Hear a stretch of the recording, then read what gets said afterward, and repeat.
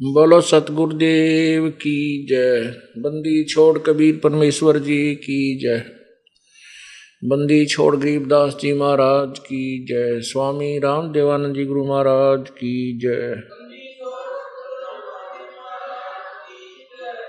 सर्व संतों की जय, सर्व भक्तों की जय,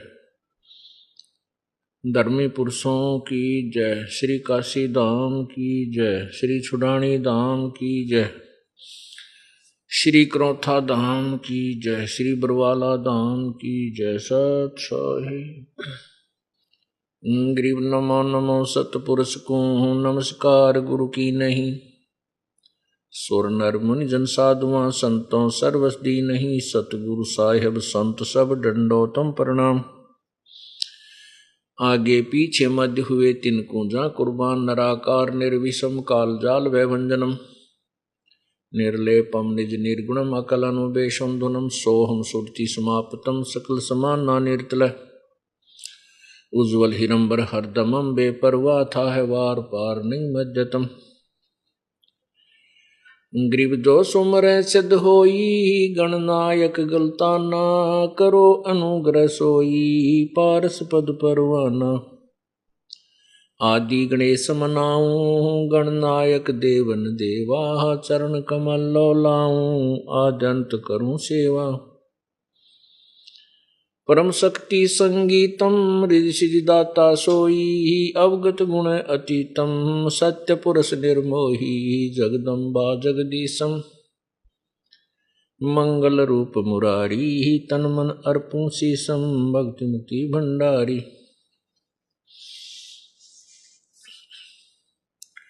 सुर नर मुनि जन ध्यावें। ब्रह्मा विष्णु महेशा शेष शेष मुख गावे। पूज्य आदि गणेशा इंद्र कुबेर सरीखा।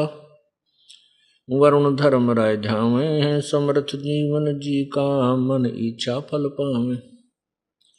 33 कोटि आधारा ध्यावे शेष 88। उतरे भव जल पारा कट है यम की फांसी। 33 कोटि आधारा ध्यावे शेष 88। उतरे भव जल पारा कट है यम की फांसी।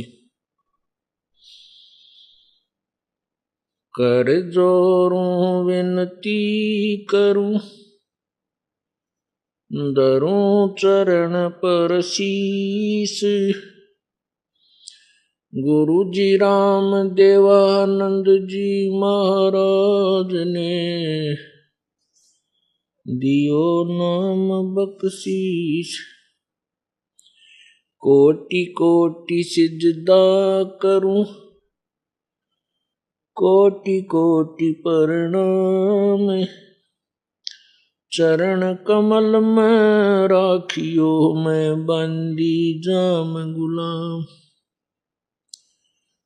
कुत्ता तेरे दरबार का मोतिया मेरा नाम। गले प्रेम की जेवड़ी जांखें चोवा जाऊं। तो करो तो बावड़ू दूर दूर करो तो जाऊं। जो राखो तो ही रहूं। जो देवो सो खाऊं।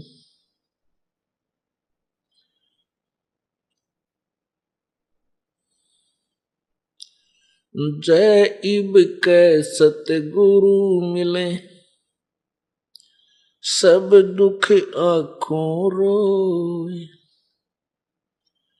चरणों ऊपर शीश धरूं। कहूं जो कहनी हो। कबीर गुरु जी मिलेंगे। पूछेंगे कुशलात। आद्य अंत की सब कहूं। अपने दिल की बात। गुरु जी तुम ना भूलियो। चाहे लाख लोग मिल जाएं। हमसे तुमको बहुत है, तुमसे हमको नहीं। तुम्हारे विसारे क्या बने, मैं किसकी शरण में जाऊं। शिव वृंश मुनि नारद, इनके हृदय न समाऊं। अवगुण किए तो बहुत किए, करत न मानी हार। बावे बंदा बख्श दियो, बावे गर्दन उतारे। अवगुण मेरे बाप जी, बख्शो गरीब नवाज। जो मैं पूत कपूत हूँ, बोहर पिता को लाजे। मैं अपराधी जन्म का, नक्शक बरे विकार। तुम दाता दुख भंजना, मेरी करो संवारी।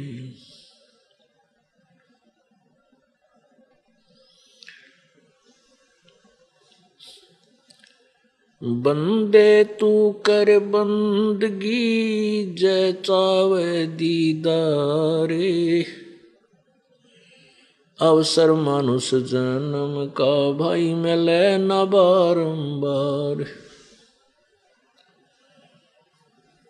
मानुष जन्म पाके नहीं रटे हरि नाम। जैसे कुआ जल बिना फिर बनवाया क्या काम।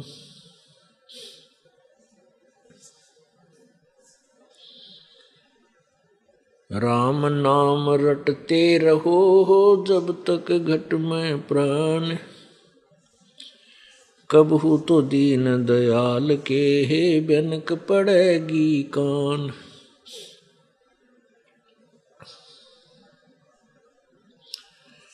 राम रटत कोडी भलो, चू चू पड़े जो चाम। ये सुंदर शरीर किस काम का, जा मुख नाही नाम।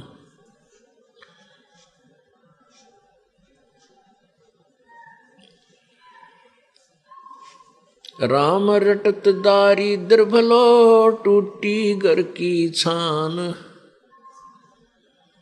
वो सुंदर महल किस काम के, जहाँ भक्ति नहीं भगवान।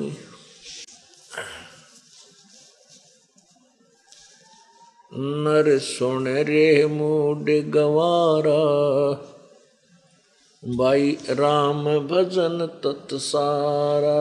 नर सुन रे मूड गवारा, भाई राम भजन तत्सारा। परम पिता परमात्मा,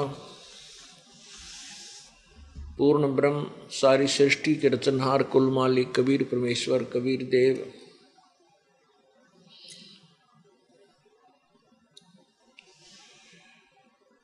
काल जाल में फंसी हुई अपनी प्यारी आत्माओं को अपने ही पाने और सतलोक जाने की विधि बताते हैं।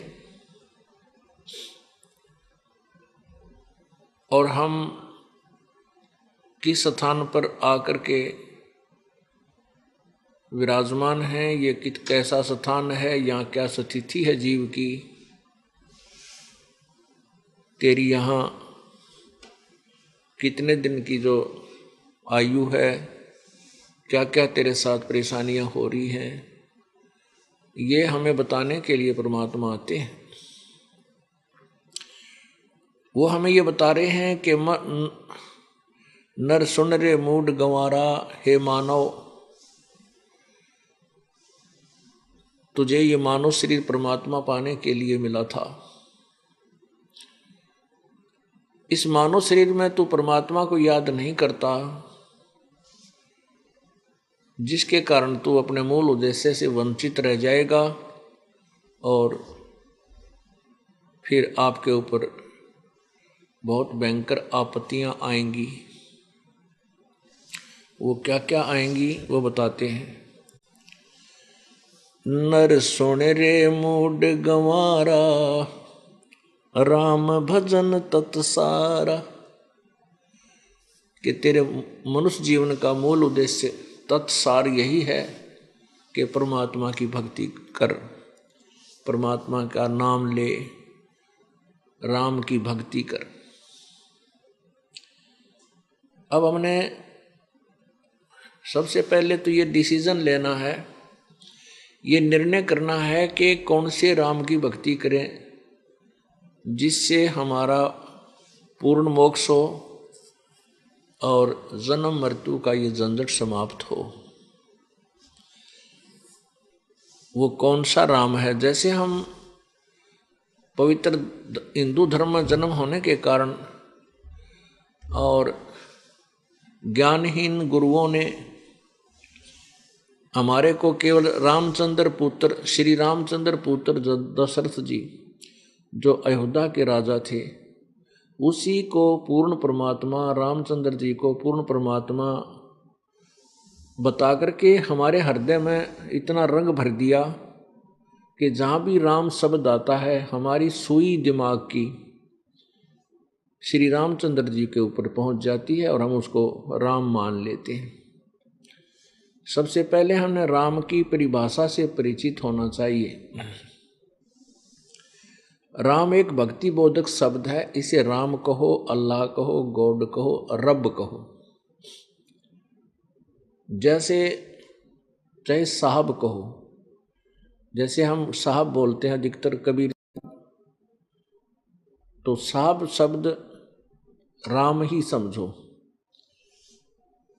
ये एक शक्ति बोधक शब्द है, उपमात्मक शब्द है। जैसे एक स्टेट में छोटे अधिकारी भी साहब कहलाते हैं, जैसे छोटे से हवलदार साहब, इंस्पेक्टर साहब, SHO साहब, फिर DSP साहब, फिर SP साहब, फिर IG साहब, फिर DG साहब, फिर गृह मंत्री साहब, और फिर मुख्यमंत्री साहब, उसके बाद प्रधानमंत्री साहब, उसके बाद राष्ट्रपति साहब। ये सभी साहब कहलाते हैं, लेकिन इनकी शक्ति में बहुत अंतर है। इसी प्रकार श्री रामचंद्र जी विष्णु अवतार थे और विष्णु जी भी साहब हैं, भगवान हैं, राम हैं, शक्ति युक्त हैं। वो केवल एक ब्रह्मांड के अंदर जैसे एक स्टेट का एक मंत्री होता है, इतनी पावर है एक ब्रह्मांड में। ब्रह्मा, विष्णु, महेश, ये 3 मंत्री हैं। इनके पास एक एक विभाग है। रजगुण ब्रह्मा, विष्णु, रजगुण विभाग ब्रह्मा जी के पास, जिससे रजोगुण से प्रेरित करके जीवों की उत्पत्ति होती है, कराता है। और ऐसे सतगुण विभाग विष्णु जी के पास है, जो सब आपस में प्रेम, मोह, ममता, संपत्ति में अपनापन, माता पिता भाई बहन के अंदर मोह, स्त्री पुरुष का मोह, संपत्ति के अंदर लगाओ। तो ये जो सतिथि है, ये विष्णु, इस विभाग का विष्णु जी मंत्री है, साहब है। और यहाँ संहार करना तमोगुण विभाग का शंकर जी मंत्री है। इनके पिता यहाँ के मुख्यमंत्री हैं एक ब्रह्मांड के। प्रत्येक ब्रह्मांड में वो मुख्यमंत्री की भूमिका करता है। कौन? ज्योति निरंजन अर्थात काल रूपी ब्रह्म। 21 ब्रह्मांड का एक विभाग के राम यानी साहब विष्णु जी, श्री रामचंद्र जी कहो, और इनके ऊपर इनका पिता एक ब्रह्मांड यानी 21 ब्रह्मांड का मालिक है, वो ब्रह्म राम कहलाता है। ब्रह्म कहो, काल ब्रह्म कहो, क्षर पुरुष वो भी साहब है, वो 21 ब्रह्मांड का साहब है। उसके बाद परब्रह्म जो है अक्षर पुरुष, वो 7 शंख ब्रह्मांड का साहब है, राम है, मालिक है, स्वामी है। और परम अक्षर ब्रह्म अर्थात पूर्ण परमात्मा, पूर्ण ब्रह्म, कबीर देव, कबीर प्रभु, ये असंख्य ब्रह्मांडों का साब है, कुल का मालिक है, जिसके अंतर्गत 7 संग ब्रह्मांड पर ब्रह्म के भी आते हैं और 21 ब्रह्मांड ब्रह्म के भी आते हैं, जिसमें ब्रह्मा विष्णु महेश केवल एक मंत्री समझो। और ये पूरे ब्रह्मांडों का कुल मालिक स्वामी वो परम अक्षर ब्रह्म, वो भी राम है, उसको भी साहब कहते हैं, वो भी राम है। अब उस राम की तरफ संकेत है, नर सुन रे मूड गंवारा, वो राम भजन तत्सारा। नर सुन रे मूड गंवारा, भाई राम भजन तत्सारा। राम भजन बिन बैल बनेगा, शुक्र स्वान शरीरम। कौवा खरकी दे धरेगा, मिटे नया तकसीरम। कीट पतंग भवंग होत है, गिद्दड़ जम्बुक जुन्नी। बिना भजन जड़ वृक्ष कीजिए, पद बिन काया सूनी। भक्ति बिना नर खर एक है, जिन हरि पद नहीं जाना। पार ब्रह्म की परख नहीं रे, पूज मरे पाषाण। भाई स्थावर जंगम में जगदीशम, व्यापक पूर्ण ब्रह्म बिनानी।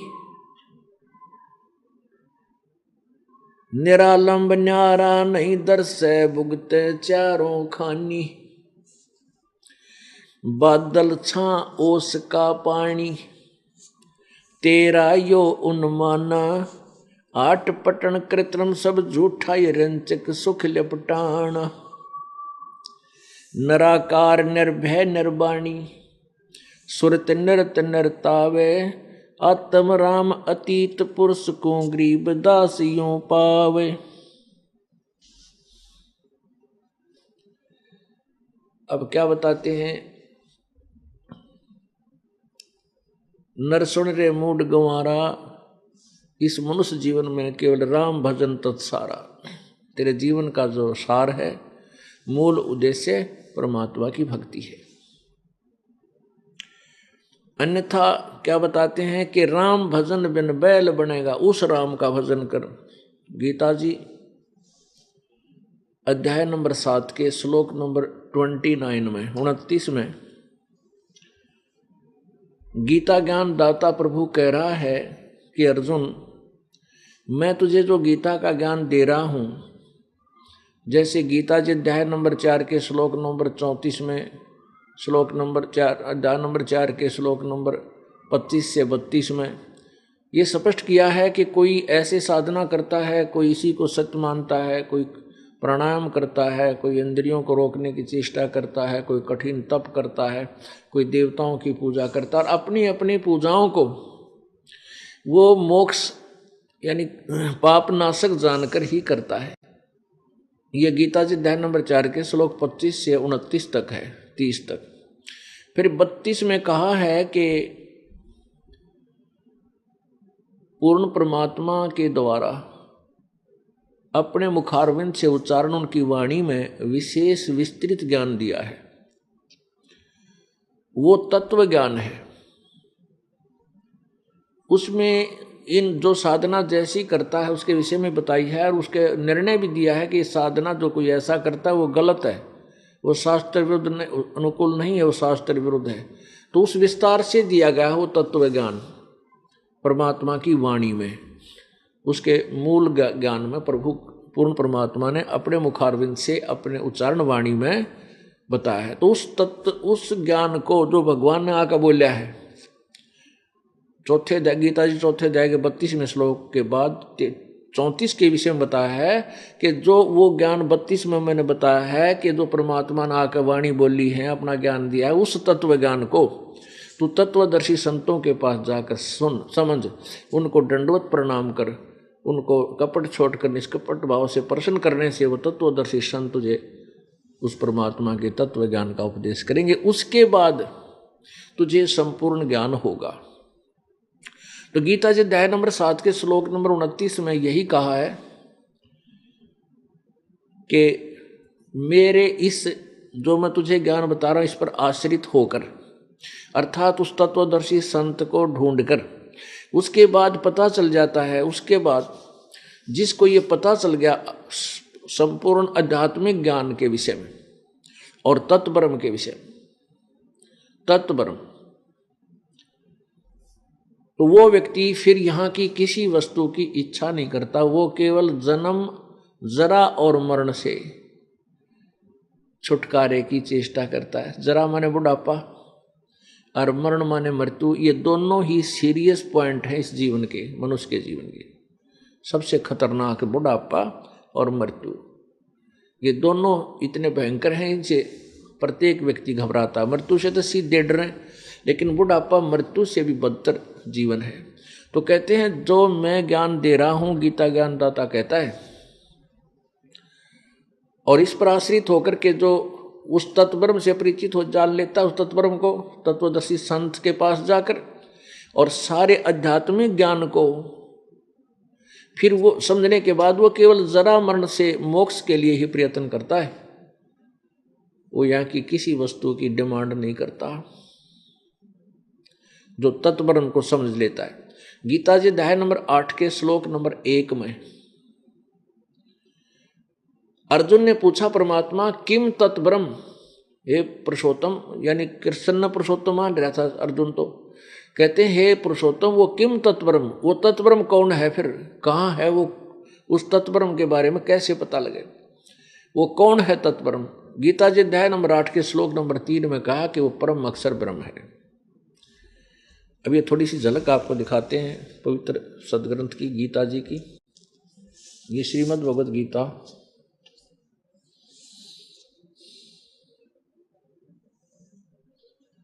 जय दयाल गोविंद का गीता प्रेस गोरखपुर से प्रकाशित है।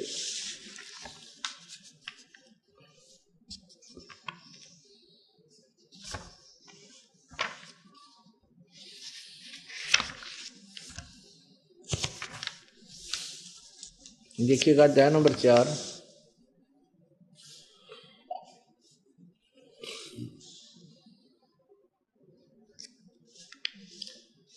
और इसका श्लोक नंबर 25। ये श्लोक नंबर 25, इसमें क्या कहा है कि कोई किसी प्रकार साधना करता है, कोई किसी प्रकार। दूसरे योगीजन देवताओं के पूजन रूप यज्ञ का ही भली भांति अनुष्ठान किया करते हैं। अन्य योगीजन परब्रह्म परमात्मा रूप अग्नि में अभेद दर्शन रूप यज्ञ का ही अनुष्ठान करते हैं, द्वारा ही आत्म रूप यज्ञ का हवन किया करते हैं। यानी कोई हवन करता है, कोई कुछ करता है, करते हैं। ये 26 में आपने देखा,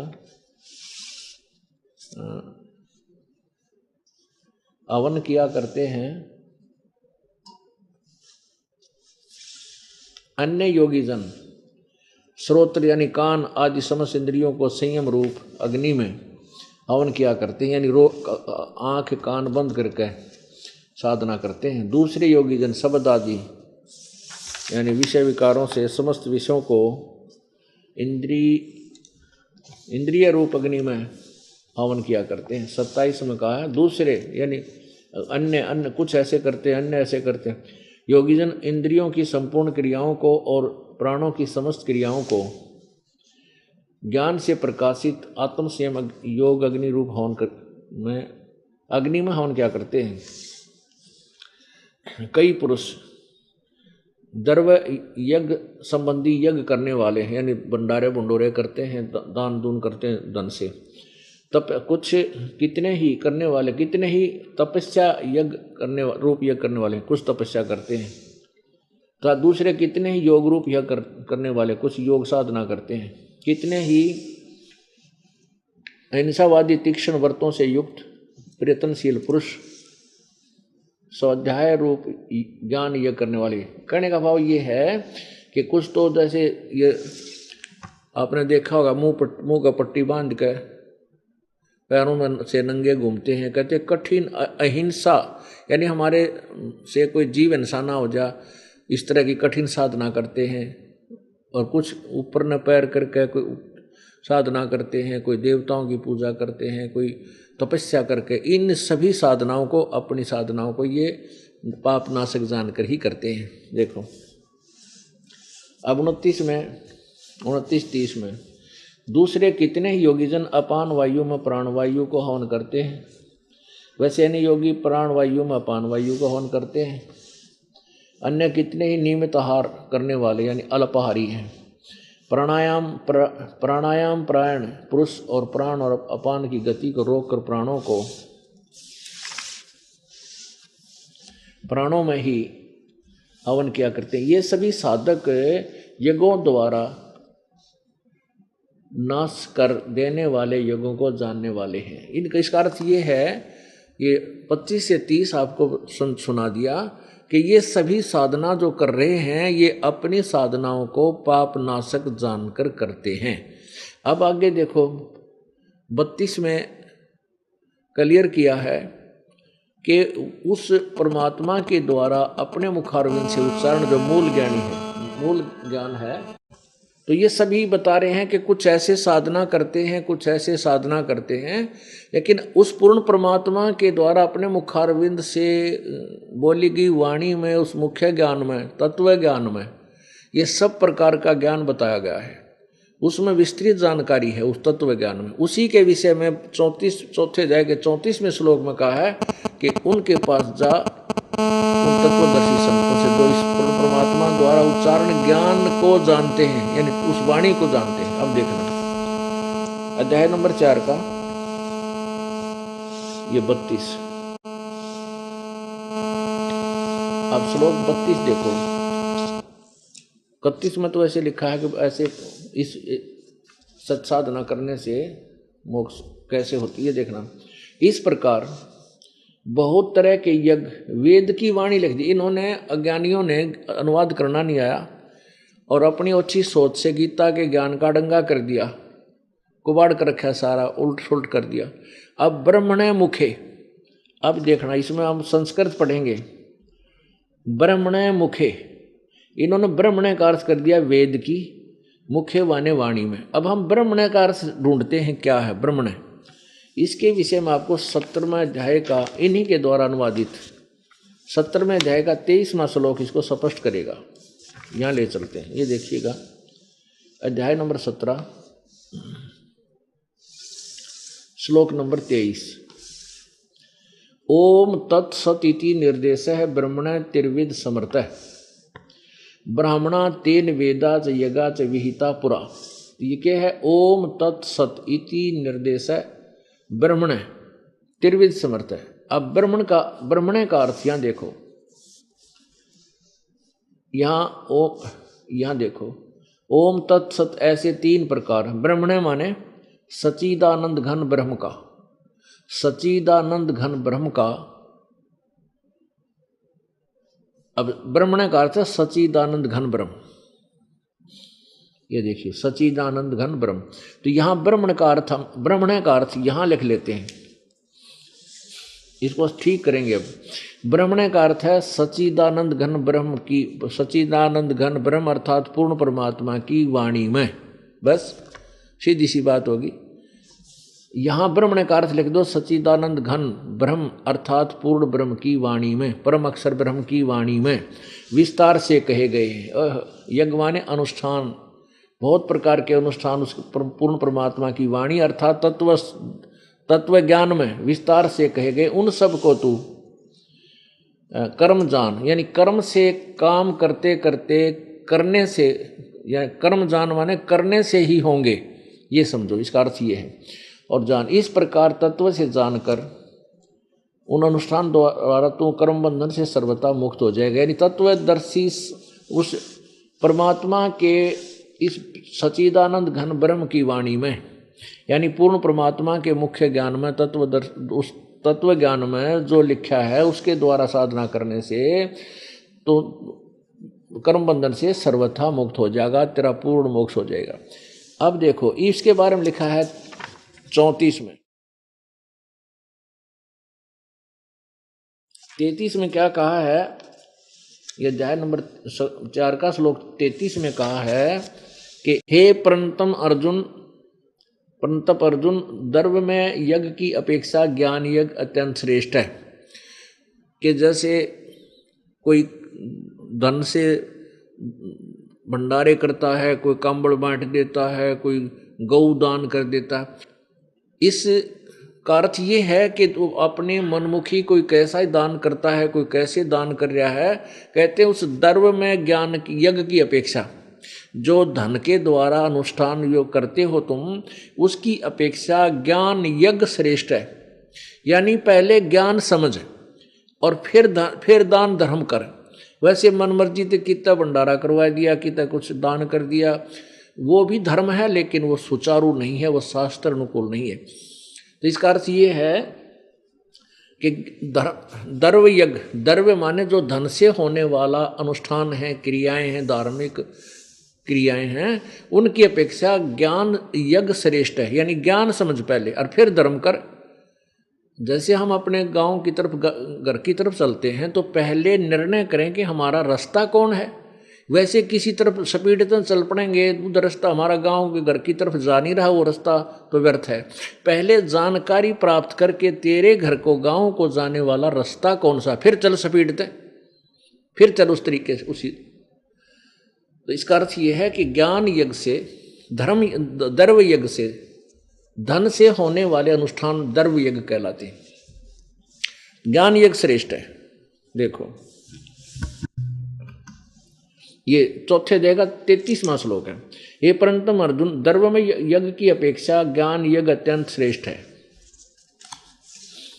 यावन मात्र संपूर्ण क्रम ज्ञान में समाप्त हो जाते हैं। आगे देखो, ये ज्ञान तत्व ज्ञान की तरफ संकेत है, जो चौथे अध्याय के 32वें श्लोक में कहा। उसी के विषय में कहा है 34 में, चौथे अध्याय के 34वें श्लोक में। ये चौथा अध्याय श्लोक 34। उस ज्ञान को तू तत्वदर्शी ज्ञानियों के पास जाकर समझ। कौन से ज्ञान को? जो चौथे अध्याय के इस 32वें में कहा है।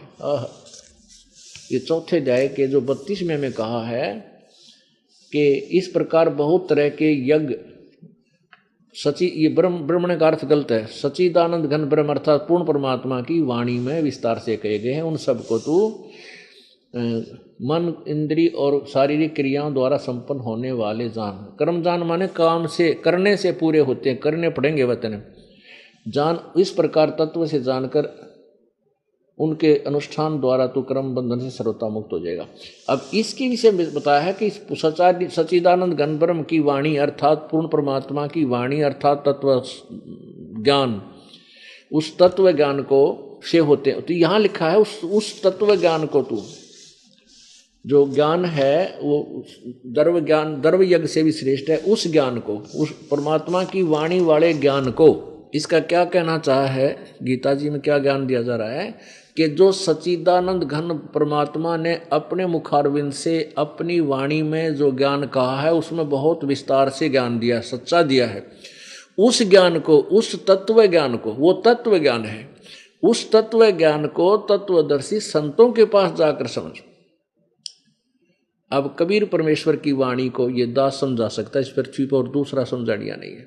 और ये तत्वदर्शी संत परमात्मा ही बुद्धि देता है, पूर्ण ब्रह्म वो अपनी शक्ति देता है और उस दास से अपने इस निर्णायक ज्ञान को उच्चारण करवाता है, जिसके कारण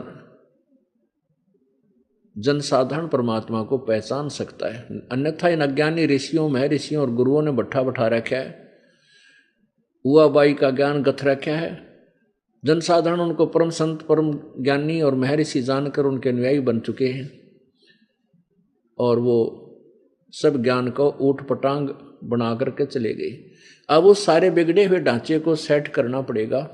इसलिए दास को कठिनता आ रही है कि उनको हम महर्षि मान बैठे, उनको हम मंडलेश्वर मान बैठे, जगत गुरु मान बैठे, तत्वदर्शी संत मान बैठे, जिन्हें कह का भी ना पता था। पहले तो उन जैसे हम किसी संत या ऋषि पर आश्रित हैं, उनके उसके ज्ञान की को सामने तोलना पड़ेगा तत्व ज्ञान से। तभी हम समझ सकते हैं कि जिसके विषय में ये दास कह रहा है कि ये मैं ऋषि नहीं था, इसने कह का भी पता नहीं था। यदि मैं इतने शब्द बोलकर छोड़ दूं तो कोई नहीं माने मेरी बात ने। और मैं साथ में ये दास क्या करता है कि तत्व ज्ञान रूपी तराजू से और उन नकली संतों, ऋषियों और महर्षियों और परम धनियों की वाणी को दिखा देता हूं, तुलना कर देता हूं, जिसके समक्ष वो कति उस वेद के विरुद्ध होती हैं, जिससे जनता आंखों देख करके उन पहले तो नकली जिनको महर्षि मान रहे थे, जिनको जगत गुरु मान रहे थे, परम धनी मान रहे थे, उनसे मन हटेगा कि तो डांगर थे, इन्हें क्या है का भी ना पता था, कैसा बट्ठा बैठागे। तो इसलिए दिखाना पड़ता है कि आपका उनसे हृदय हटे और मालिक में लागे।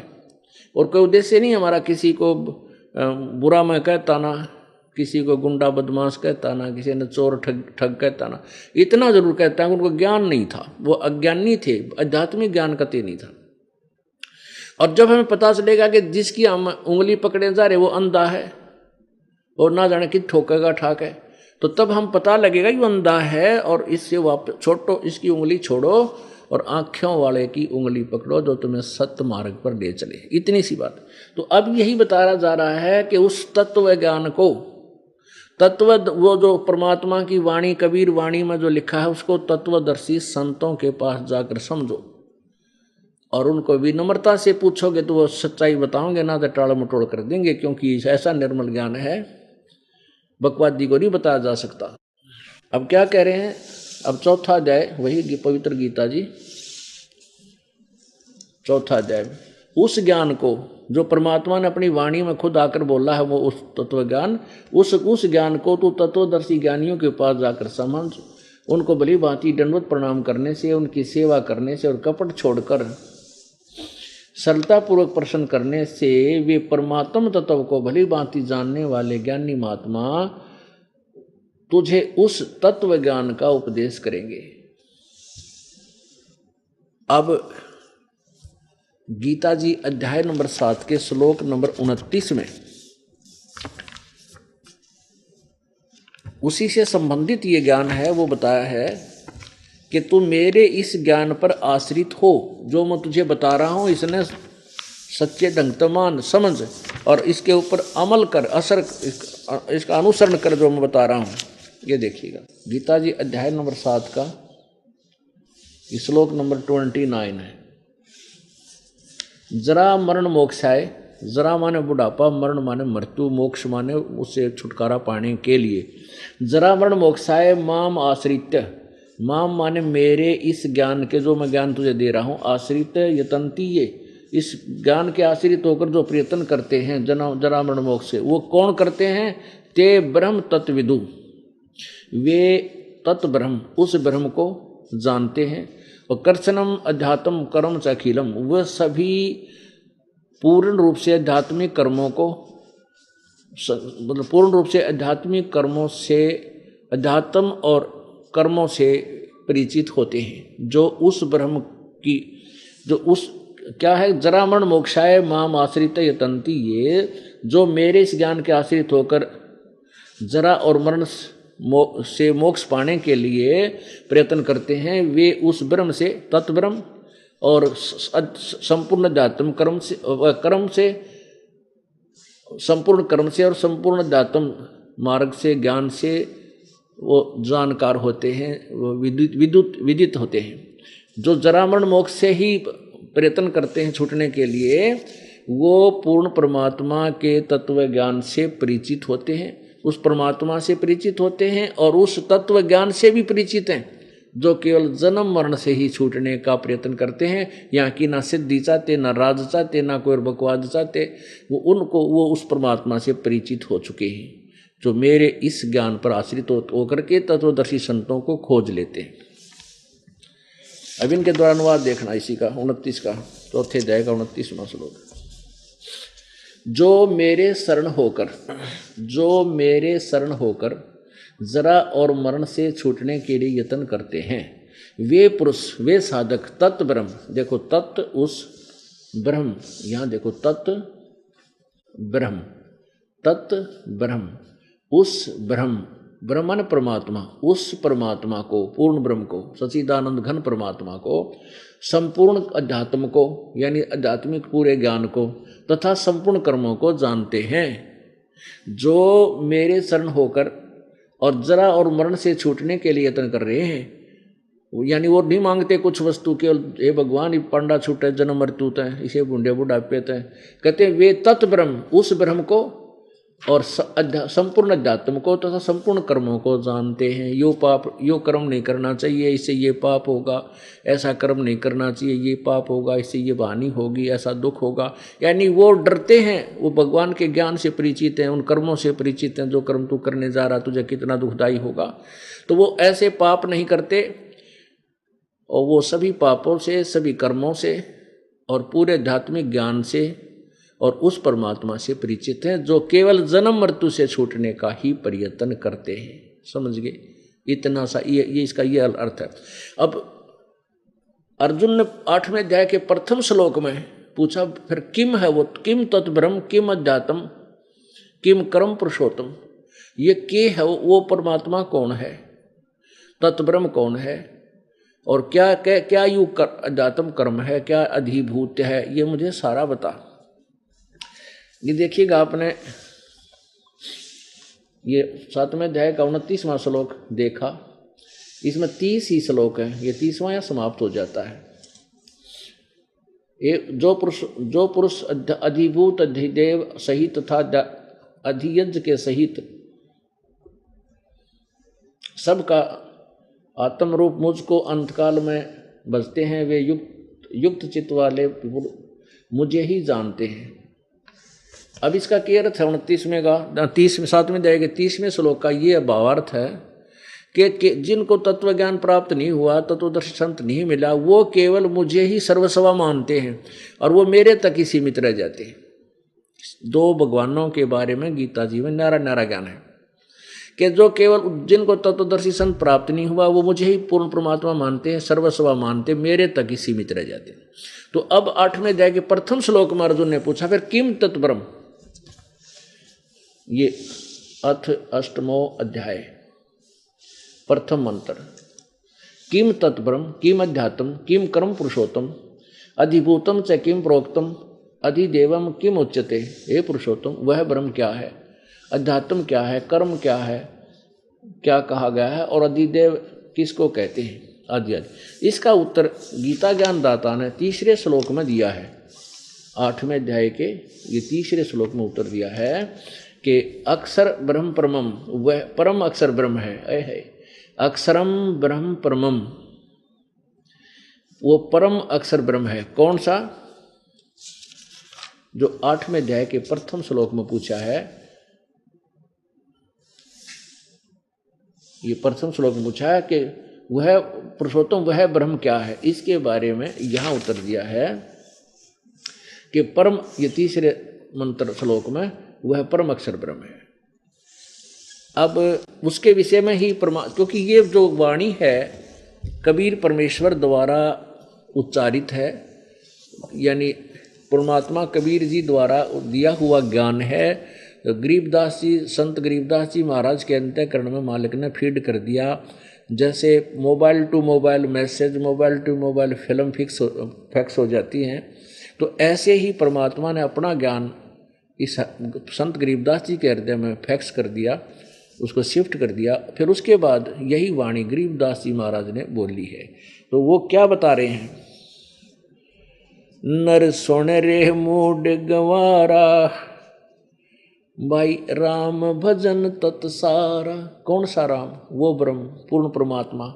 उसकी भक्ति से ही छुटकारा होगा, जन्म मृत्यु मिटेगी। अन्यथा जो साधना तू करता है उससे जैसी क्रिया करेगा वैसा लाभ तो मिल जाएगा, लेकिन जन्म मृत्यु अर्थात ये कर्म का दंड समाप्त नहीं हो पाएगा।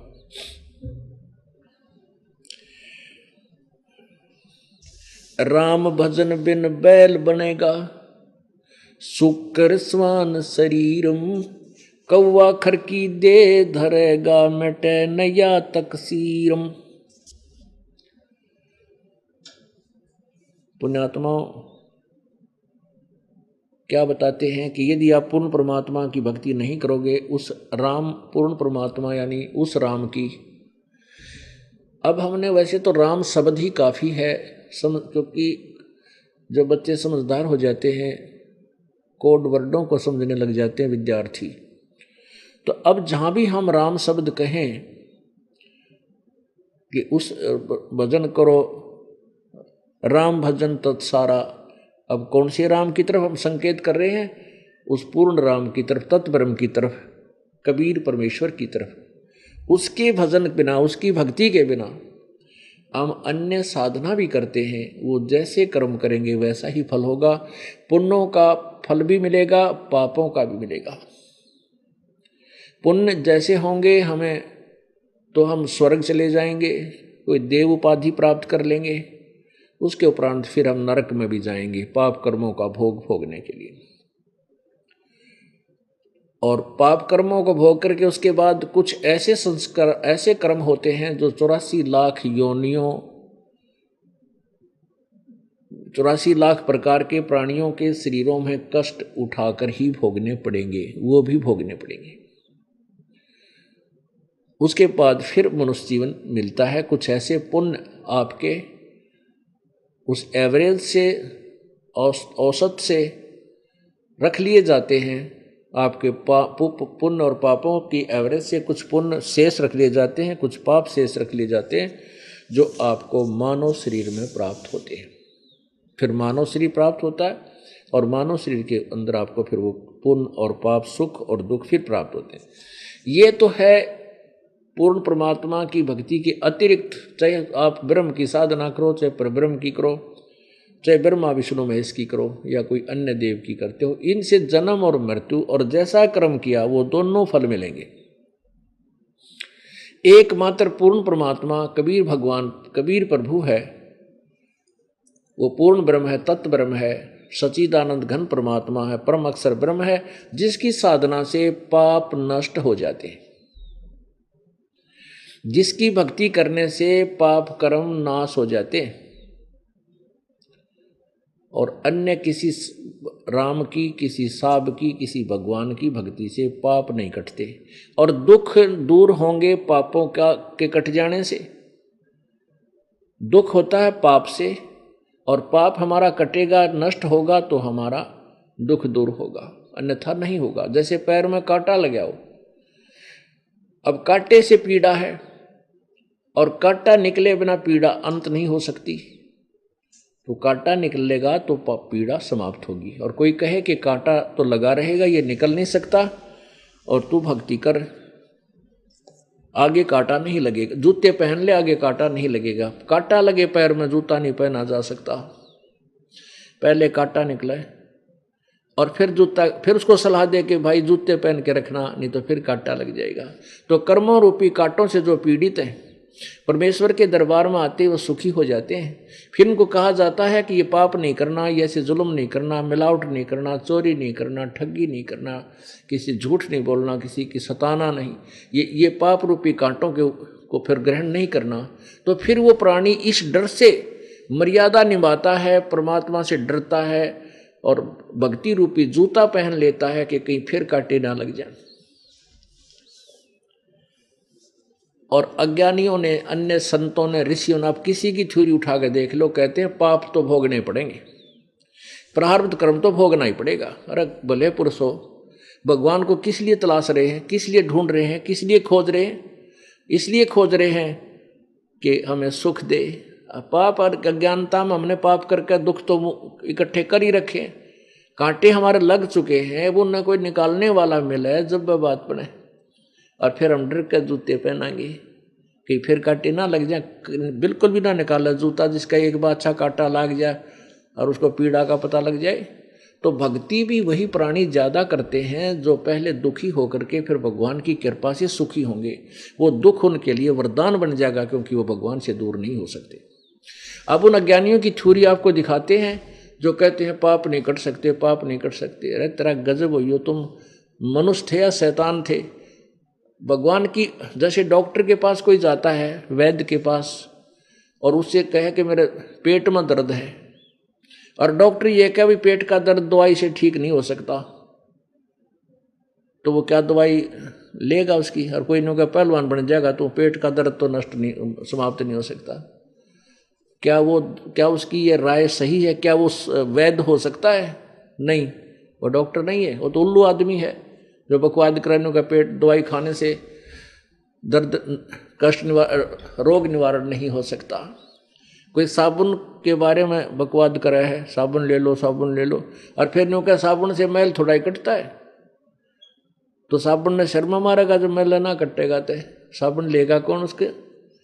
ऐसी थ्योरी दिखाता हूं आपको महर्षि दयानंद जी की। इनको महर्षि की पदवी दे दी, वेदों का ज्ञाता बताया। जिसने वेदों के बारे में कह का भी पता नहीं, वो तो महर्षि की पदवी को ऊपर विराजमान है। ये देखिएगा सत्यार्थ प्रकाश,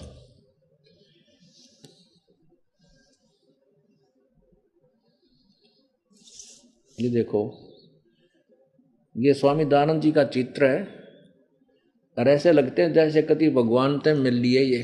और कितने अकड़ कर मानो इस तरह के बनावटी पोजों से प्रभावित होकर श्रद्धालु इन नकलियों के पीछे लागे। ये देखो, महर्षि दयानंद सरस्वती, संवत 1881 इनका जन्म हुआ, और 1940-59 वर्ष में इनकी मृत्यु होगी। अब ये देखिएगा,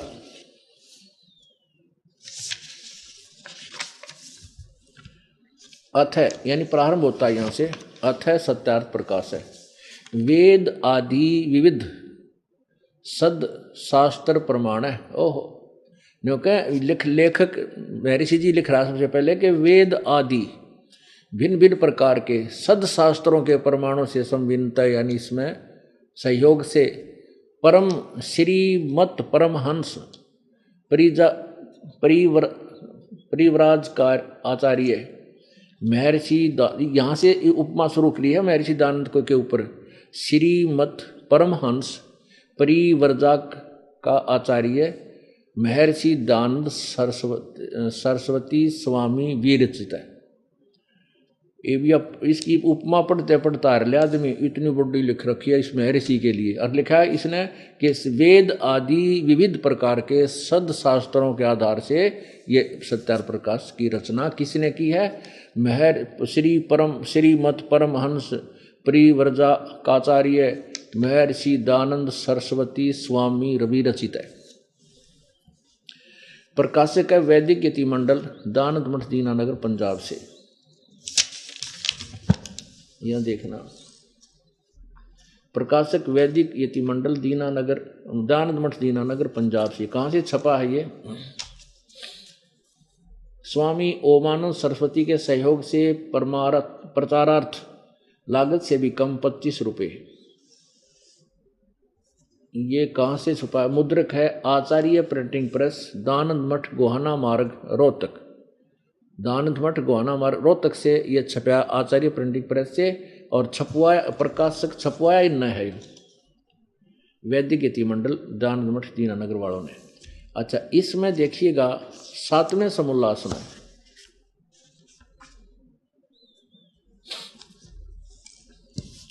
ये 7वां समोल्लास आरंभ है। यहां देखना, किसी ने प्रश्न किया वेद में ईश्वर अनेक हैं, इस बात को तू मानते हो या नहीं? उत्तर महर्षि कहते नहीं मानते, क्योंकि चारों वेदों में कहीं नहीं लिखा जिससे अनेक ईश्वर सिद्ध हों, किंतु यह तो लिखा कि ईश्वर एक है। अब देखो, अब ये क्या कहते हैं, देखो एक जो ज्ञान, एक इनका जो सिद्धांत है, एक ही इनकी टिप्पणी अपने तीनों सिद्धांतों को फेल करेगी। वो दिखाता हूं पहले कौन कौन से हैं। एक तो ये कहते हैं भगवान निराकार है, और दूसरा ये कहते हैं कि परमात्मा अनेक नहीं है, भगवान एक का है, और उस एक को ये ब्रह्म कहते हैं। प्रथम समोल्लास प्रश्न नंबर 15 पे यहां लिखा है कि रक्षा करने से ओम, आकाशवत व्यापक होने से खम, और सबसे बड़ा होने से ईश्वर का नाम ब्रह्म है। ईश्वर का नाम ब्रह्म है। और यहाँ ये कह रहे हैं स्वामी जी 7वें समोल्लास में कि वेद में कोई पूछने वाला प्रश्न कर रहा है कि वेद में ईश्वर अनेक हैं, ब्रह्म अनेक हैं। ईश्वर माने ब्रह्म, क्योंकि ये ब्रह्म को ईश्वर कह रहा है। ब्रह्म अनेक हैं, इस बात को तुम मानते हो वा नहीं? उत्तर स्वामी जी कहते हैं नहीं मानते, क्योंकि चारों वेदों में कहीं कहीं यह नहीं लिखा जिससे अनेक ईश्वर सिद्ध हों, किंतु यह तो लिखा है कि ईश्वर एक है। ईश्वर माने ब्रह्म, क्योंकि ये स्वयं कह रहे हैं प्रथम समोल्लास के 15 पृष्ठ पर ये खुद कह रहे हैं कि सबसे बड़ा होने से ईश्वर का नाम ब्रह्म है। यानी ब्रह्म कहो चाहे ईश्वर, इन्हीं की थ्योरी में, यानी एक अनेक ईश्वर नहीं है, अर्थात अनेक ब्रह्म नहीं है, एक ही ब्रह्म है। इनका कहने का ये भाव है यहाँ पर। किंतु यह तो लिखा है कि ईश्वर एक है, ब्रह्म एक है, याद रखना। 151 पृष्ठ पे ही है। अब 153 पर आपको फिर दिखाते हैं, चम्मन पे, सप्तम समोल्लास प्रश्न नंबर 154 पर किसी ने प्रश्न किया, ईश्वर साकार है या निराकार? ब्रह्म, ईश्वर को ब्रह्म कहते हैं। उसने उत्तर दिया स्वामी दयानंद जी ने कि निराकार। अच्छा आगे देखो, 154 पर 155 पर फेल कर रहा है, 155 पर ही भूल गया, पीछे के कहा था मैंने। चम्मन पे 154 पर क्या लिखा है? प्रश्न, परमेश्वर की स्तुति प्रार्थना उपासना करनी चाहिए व नहीं?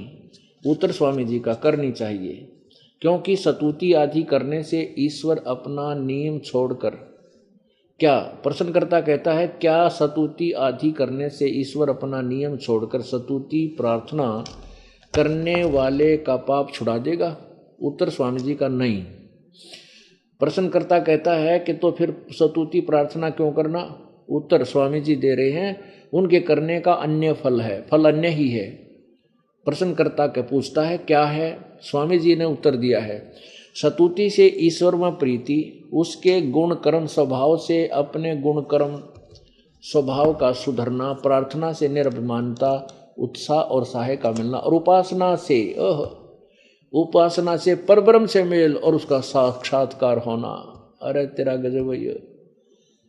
उपासना से परब्रह्म से मेल और उसका साक्षात्कार होना।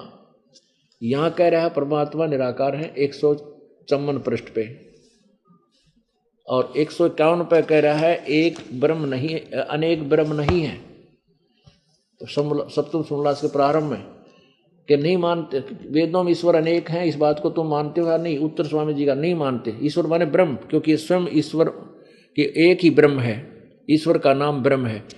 कहते हैं नहीं मानते, क्योंकि चारों वेदों में कहीं नहीं लिखा है कि जिससे अनेक ईश्वर यानी अनेक ब्रह्म सिद्ध हों, किंतु यह तो लिखा है कि ईश्वर एक है, अर्थात ब्रह्म एक है। और ये खुद कह रहा है परब्रह्म से मेल। अरे वाह। अब 154 पृष्ठ पर सप्तम समोल्लास में ही, 7वें समोल्लास में ही कह रहा है, उपासना से परब्रह्म से मेल और उसका साक्षात्कार होना। वारे मैं ऋषि, जय हो। इनको मैं ऋषि कहें कि तो एक पृष्ठ, एक ही समोल्लास में 3 पृष्ठ में अपनी सारी थ्योरी लिख भी ली और खंडन भी कर दिया। आज जैसे एक दादा एक परदादा, 2 हो गए। नेक्स्ट ब्रह्म परब्रह्म, 2 सिद्ध हो गए, 2 ईश्वर सिद्ध कर दिए स्वयं ही।